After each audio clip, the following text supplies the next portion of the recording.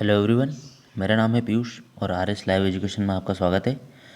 चलिए शुरू शुरू करते हैं आज के करंट अफेयर्स के बारे में। जानते हैं बहुत कुछ, सीखते हैं बहुत कुछ। तो दोस्तों, हम लोग इसमें एमपीएसआई, व्यापम की सारी परीक्षाएं, जेल प्रहरी और सिपाही कांस्टेबल की परीक्षाओं को कवर करते हैं। इन सारी एग्ज़ाम के लिए हम जो भी करंट अफेयर्स होता है उसके लिए प्रिपेयर करते हैं। तो दोस्तों बने रहिएगा मेरे साथ। चलिए शुरू करते हैं। तो दोस्तों, सबसे पहले मेरे चैनल को सब्सक्राइब कर लीजिए ताकि डेली न्यूज़ की अपडेट आपको मिलती रहे और करंट अफेयर्स की जानकारी आपको मिलती रहे। और बेल आइकन को दबा लीजिए ताकि आपके पास नोटिफिकेशन आ जाए प्रॉपर। चलिए शुरू करते हैं आज के करंट अफेयर्स के बारे में। तो दोस्तों, हमारे द्वारा जो आंदोलन किया गया था उसका मुझे अब कहीं ना कहीं असर दिखना चालू हो चुका है। युवाओं के लिए राहत भरी खबर। तो इसमें दोस्तों, इसमें आखिर ये हुआ है कि प्रदेश में जल्द शुरू होगी सरकारी पदों पर भर्तियां। शायद अब शिवराज सिंह के कान में जू रेंगी है। ऐसा सीएम शिवराज सिंह चौहान ने प्रदेश में प्रतियोगी परीक्षाओं की तैयारी कर रहे युवाओं के लिए राहत भरी बात कही है। सोमवार को शिवराज ने कहा है कि प्रदेश में शीघ्र ही सरकारी पदों पर भर्तियां प्रारंभ की जाएंगी और फैक्ट्रियों में भी 75% भर्ती प्रदेश के युवाओं की होगी। कोरोना के चलते पिछले कई महीनों से शासकीय पदों पर कोई भर्ती नहीं होने से नाराज युवा बेरोजगारी को लेकर लगातार आंदोलन कर रहे हैं। तो दोस्तों, काफ़ी अच्छी खबर है। होप इस पर इम्प्लीमेंट हो और वैकेंसियाँ आए जल्दी से। हमें तैयारी प्रॉपर रखनी है। चलिए नेक्स्ट देखते हैं। मध्य प्रदेश में पूरी तरह से निःशुल्क होगी कोरोना की जांच, सरकार का फैसला। जी हाँ दोस्तों, खैर जांच तो फ्री हो ही रही है, पर और भी अन्य प्राइवेट हॉस्पिटल द्वारा अगर जो पैसा लिया जा रहा है उस पर इनने यह बात कही है। मध्य प्रदेश में मरीजों का मुफ्त कोरोना टेस्ट किया जाएगा। आज हुई कैबिनेट की बैठक में मुख्यमंत्री श्री शिवराज सिंह चौहान ने यह फैसला लिया है। सरकार ने निर्णय लिया है कि सभी टेस्ट निःशुल्क होंगे, चाहे इसके लिए फीवर क्लिनिक की संख्या बढ़ानी पड़े। इससे बचाव के लिए प्रचार प्रसार भी किया जाएगा। गृह मंत्री नरोत्तम मिश्रा ने बताया है अस्पतालों में 1700 ऑक्सीजन बेड और 564 से अधिक आईसीयू बेड बढ़ाए जाएंगे। तो जी हाँ दोस्तों, कोरोना की जांच अब फ्री में की जाएगी, निःशुल्क। इसके लिए काफ़ी प्रचार प्रसार भी किया जाएगा। चलिए नेक्स्ट देखते हैं। तो दोस्तों, हमने बताया था पिछले कुछ लेक्चरों में कि पोषण अभियान चालू होगा। सितंबर का माह पोषण अभियान के रूप में चालू किया जाएगा। तो राष्ट्रीय पोषण माह सितंबर, इसके तहत काफ़ी सारी चीज़ें हमें देखने को मिलेंगी। चलिए देखते हैं नेक्स्ट क्या क्या चीज़ें हैं इसमें। कुपोषण मुक्त भारत परिकल्पना को साकार करने की दिशा में पहल। इसका मुख्य उद्देश्य है बच्चों में स्टंटिंग को रोकने और कम करना। बच्चों में कुपोषण को रोकना और कम करना। छोटे बच्चों में एनीमिया कम करना और 15 से 49 वर्ष की आयु वर्ग महिलाओं और किशोरियों में एनीमिया की समस्या को कम करना। जन्म के समय बच्चे कम वजन की समस्या को दूर करना। जैसे कि जन्म के समय कोई बच्चा कम वजन का होता है तो वो भी कुपोषण का शिकार हो सकता है। रोकने या कम करने के लक्ष्य 2% सालाना की दर से 6%, 2% सालाना दर से 6% और 3% सालाना दर से 9% और 3% सालाना दर से 9%, इन चीज़ों को करने का लक्ष्य रखा गया है। जैसे कि जन्म के समय कम वजन की समस्या को कम करना, इसका 2% सालाना है, अब इसका 6% सालाना करने का लक्ष्य रखा गया है। चलिए नेक्स्ट देखते हैं।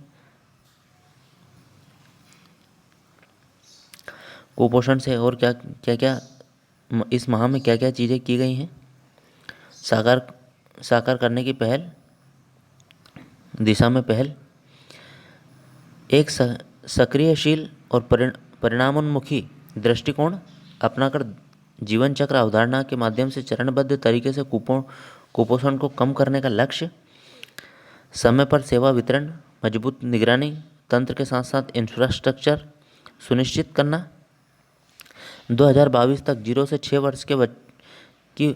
वर्ष की आयु वर्ग के बच्चों की स्टंटिंग को 38.4% से घटाकर 25% लाने का लक्ष्य, NFHS 4 द्वारा समुचित मौजूद स्तरों से बच्चों में स्टंटिंग बर्बादी और कम वजन की समस्या कम करना। तो इसमें काफ़ी बहुत सारे लक्ष्य दिए गए हैं जो इस माह में कंप्लीट किए जाएंगे और यह उन्हें आगे भी कंप्लीट करने का काम किया जाएगा। हमें बस इतना याद रखना है कि सितंबर माह को कुपोषण माह के रूप में मनाया गया था और इसमें काफ़ी सारे लक्ष्य रखे गए थे। चलिए नेक्स्ट देखते हैं। हाल ही में प्रधानमंत्री श्री नरेंद्र मोदी कल मध्य प्रदेश के स्ट्रीट वेंडर से करेंगे स्वनिधि संवाद। तो हाँ दोस्तों, स्ट्रीट वेंडर की योजना चलाई जा रही थी जिसके तहत 10,000 रुपये उन लोगों को दिए जाएंगे अपने रोजगार को आगे बढ़ाने के लिए या नया रोजगार पैदा करने के लिए। इसमें देखते हैं प्रदेश के 1,40,000 से अधिक स्ट्रीट वेंडरों को 10,000 रुपये ब्याज मुक्त ऋण स्वीकृत कराया जा चुका है। मध्य प्रदेश इस योजना के क्रियान्वयन में देश भर में नंबर 1 है और PM स्वनिधि योजना में प्रदेश के 4.5 लाख स्ट्रीट वेंडर अब तक पंजीकृत करवा चुके हैं और ये जो लाइव कार्यक्रम होगा ये 9 सितंबर 11 बजे सुबह होगा। स्वनिधि संवाद, इसका नाम होगा स्वनिधि संवाद। चलिए नेक्स्ट देखते हैं। हाल ही में मंत्रिपरिषद की बैठक में कुछ इम्पोर्टेंट फैसले लिए गए। मंत्रिपरिषद के जनहितकारी निर्णय, सहकारिता संशोधन अधिनियम और लोक सेवा प्रबंधन अधिनियम संशोधन को मिली स्वीकृति। इसके तहत 7 दिन में आवेदन का निपटारा होने पर पोर्टल के माध्यम से स्वतः आवेदन को मिलेगी मंजूरी। जो भी आवेदन किया जाएगा जैसे बर्थ सर्टिफिकेट, डेथ सर्टिफिकेट आदि सारी चीज़ें लोक सेवा प्रबंधन के अधिनियम के मिली मंजूरी के तहत इसमें चीज़ों को थोड़ी सुविधा होगी, चीज़ों को प्राप्त करने में थोड़ी सुविधा होगी। पात्रता पर्ची वितरण के तहत खाद्यान्न वितरण 16 सितंबर से होगा शुरू। हमने देखा था दोस्तों खाद्यान्न पर्ची का वितरण किया जा रहा है, उसके तहत 16 सितंबर से खाद्यान्न का वितरण भी चालू हो जाएगा। दतिया के खर्रा घाट में सिंचाई परियोजना को मिली मंजूरी। इम्पोर्टेंट हो सकता है दोस्तों, मैं इसे कर देता हूँ, इम्पोर्टेंट हो सकता है। खर्रा घाट, दतिया के खर्रा घाट में सिंचाई परियोजना को मिली मंजूरी। एक और अन्य सिंचाई परियोजना हमको याद रखनी होगी खर्रा घाट में, दतिया के खर्रा घाट में। चलिए नेक्स्ट देखते हैं। मंत्रिपरिषद के जनहितकारी निर्णय, कोविड-19 से निपटने के लिए 3700 ऑक्सीजन बेड और 564 ICU बेड बढ़ाए जाएंगे। और देखते हैं दीनदयाल रसोई योजना के केंद्रों को बढ़ाने का फैसला, 56 से बढ़ाकर 100 केंद्र होंगे। इसके तहत 10 रुपये में खाना दिया जाता है। प्रति थाली के हिसाब से पौष्टिक और भरपेट भोजन कराया जाता है गरीबों को। पहले इनकी संख्या 56 थी, अब 100 की जाएगी। आत्मनिर्भर पैकेज 2 के तहत प्रवासी मजदूरों को किराए पर मकान मुहैया कराया जाएगा। 1 लाख स्ट्रीट वेंडर के खाते में 10,000 रुपये ऑनलाइन जमा कराए जाएंगे। तो स्ट्रीट वेंडर और भी आगे बढ़ेगा। चलिए नेक्स्ट देखते हैं। बाढ़ प्रभावितों की हाल ही में दोस्तों भारी बारिश के दौरान कई जगह पर बाढ़ की समस्या हुई। उन समस्याओं को देखते हुए मध्य प्रदेश गवर्नमेंट ने कुछ योजनाएं बनाई हैं। बाढ़ प्रभावितों को हर संभव मदद करेगी मध्य प्रदेश सरकार। भारी बारिश और बाढ़ में पूरी तरह क्षतिग्रस्त हुए मकानों के लिए मिलेगी आर्थिक सहायता। हमें यह आर्थिक सहायता याद रखनी है, कितनी होगी। क्षतिग्रस्त मकानों के पुनर्निर्माण के लिए मिलेंगे 1,32,000 रुपये। RBC 6/4 के तहत 1 लाख की राशि। मनरेगा अंतर्गत मजदूरी की राशि 20,000 रुपये और 12,000 रुपये शौचालय निर्माण के लिए। इस तरह 1,32,000 रुपये पूरे किए जाएंगे। और भी इसमें कई सुविधाएं। चलिए नेक्स्ट देखते हैं। पशुपालक, हाल ही में बाढ़ के कारण काफ़ी पशुपालक भी प्रभावित हुए हैं। मध्य प्रदेश सरकार से सुविधा मिलेगी भरपूर। बाढ़ से पशु शेड नष्ट हो गए हैं, होने पर पशुपालकों को मिलेगा 70,000 से 1 लाख रुपए तक की राशि। ऐसे पशुपालक जिनके शेड नष्ट हुए हैं, जिनके पास 5 पशु, उन्हें 70,000 की सहायता दी जाएगी। ऐसे पशुपालक जिनके पास 10 पशु हैं, उन्हें 1 लाख तक की राशि पशु शेड बनाने के लिए दी जाएगी। तो जी हाँ दोस्तों, किसानों को और जो दूध का व्यापार करते हैं उनके लिए काफ़ी अच्छी खबर है। बाढ़ से राहत